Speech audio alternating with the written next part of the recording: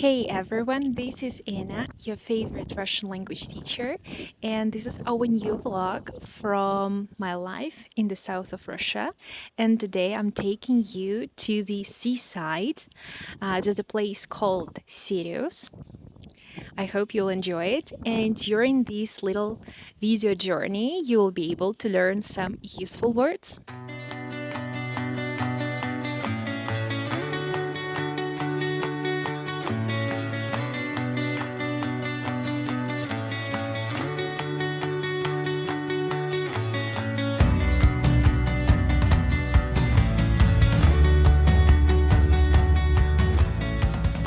So we're already in Syria, but because of drone attacks, the situation got a bit difficult. So we are not allowed to go to the beach. And now I'm just sitting in a canteen. In Russian, we call it stоловая. And I'll probably have some food. People here are really calm. Nobody is worried. I think because they just got used to this condition. Yeah, I cannot see anything. The sky is really clear and blue, so we will see how it will go.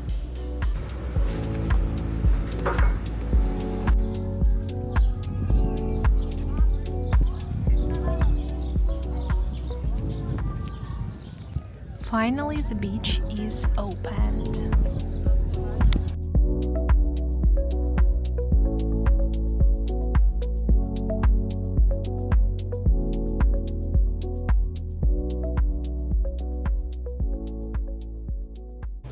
Now I'm gonna try the most viral dessert now. So it's a bun with some salted caramel inside and also ice cream. In Russian we call it мороженое.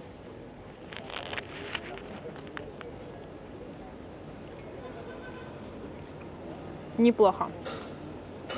Now I'm gonna answer the most popular questions of yours about the safety here.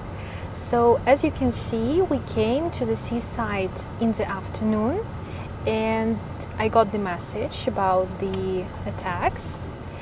We waited for, I think, 1 hour, maybe 1 hour and a half in the canteen. Everything was fine, and after that I got one more message about the cancellation of this condition and status, and we went to the beach. And as you can see, it's crowded, of course, not like it used to be before the whole situation, right? But there are many tourists on the streets. People enjoy, people still come here. So I think even if you're a foreigner and you're brave enough, you can come to the south without any problems. The airport of Sochi works perfectly, with some delays from time to time, but I know that many tourists arrive here by plane and all good.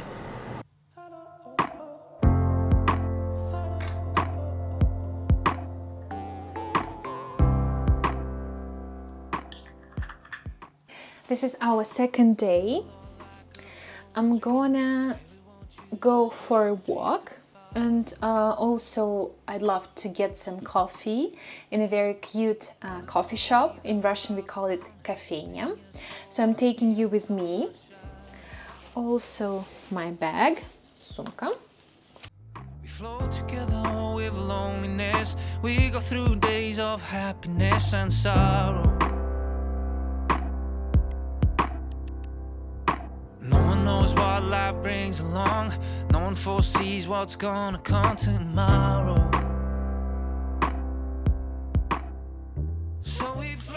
If you follow me on Instagram, you probably know that I started learning Turkish, and I decided to share with you my learning routine, my life hacks as a student and as a certified language teacher, because I'm pretty sure that it will help you with your Russian learning journey. First of all, if you decide to learn any foreign language, the must-have is a notebook. The notebook that you really love. Why? Because making notes, making written notes are essential. Please stop thinking that you can learn just online, you can learn just by attending lessons and that's it. No, the wind is crazy. No, you can't do so, because our brain memorizes only when you write it down. So please make note. My next life hack is, of course, the usage of any AI as your learning instructor. I'm pretty sure that you know that only real teachers can help you with learning any material, because AI are not good and smart enough for teaching properly, and also you need some speaking practice, you need just some human connection, you know. But when I started learning Turkish, I created a chat on GPT about my learning, where I put all information from my classes with a teacher, I put my notes, I ask several questions, and even now when I do my homework, I can contact ChatGPT and ask some questions, or say, can you please check, can you explain why, this, that, and blah, blah, blah, blah, blah. It is important because, of course, you cannot disturb your private, your real teacher every single time you can have questions. But if you need some support and guidance, ChatGPT is a nice life hack. And of course, my third advice is just to be consistent and quite self-disciplined, because any language needs discipline. If you think that 2 classes are enough, if you think that you can learn any language if you just hire the instructor, no, it doesn't work like this. Please remember that you need to be prepared for learning. You need to study. You need to spend some time on learning the vocabularies. There are many apps, for example, Quizlet, that you can use, put your new words. Again, ChatGPT can help you just with adding these new words into the Quizlet easily. You can contact me on Instagram and ask for the prompt that you can use with any AI, and it will help you to upload all your new vocabulary for learning to Quizlet easily.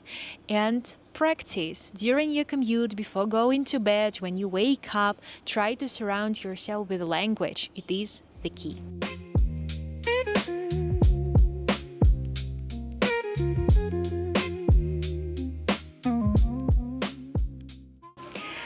Today I came to the hotel called Belarus because here they have a really nice pool.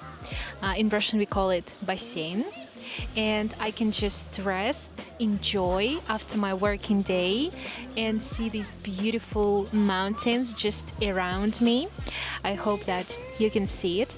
The entrance to this territory with chaise and the pool was 1,500 rubles. So now you can see it in your currency. I think it's fine because the time is not limited. So you can stay here from 9 a.m. to 9 p.m. No limits, and you pay just once. I think this is perfect.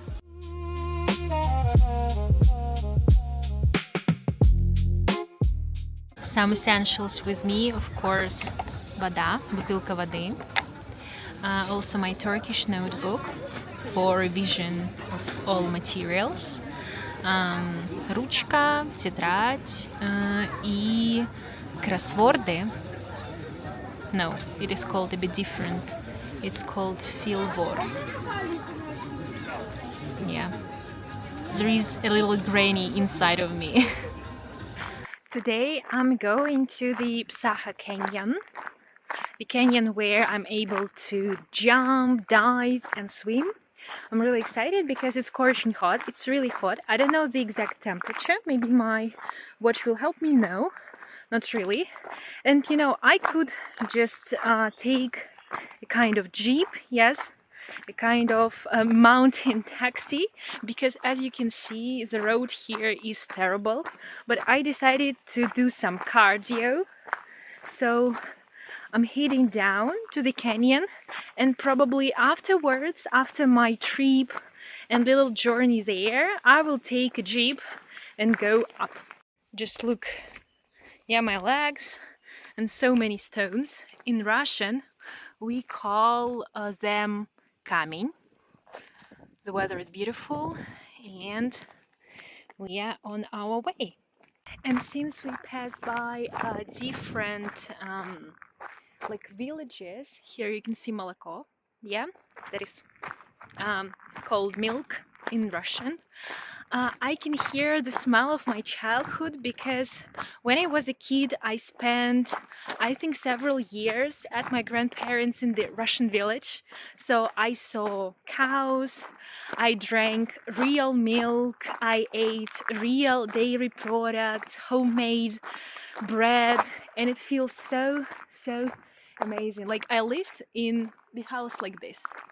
Yeah, close, because you know, all village houses are almost the same.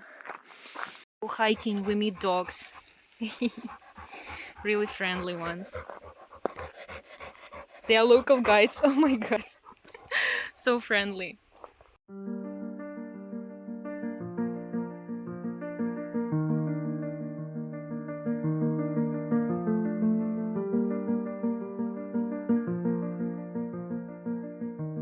Это корова.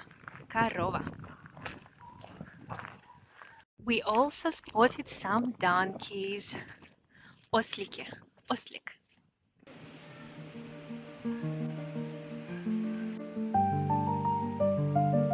So I will be somewhere there.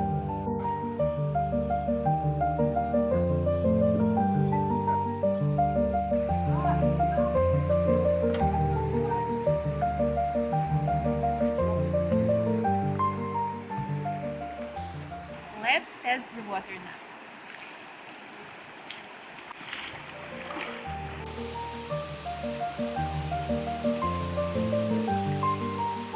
It's really slippery here, but it's possible to go. So wish me good luck on this journey. I spent about 3 to 4 hours hiking through the canyon, taking in every step of the journey. Along the way, I stopped to swim in the natural pools, letting the cool water wash away the heat.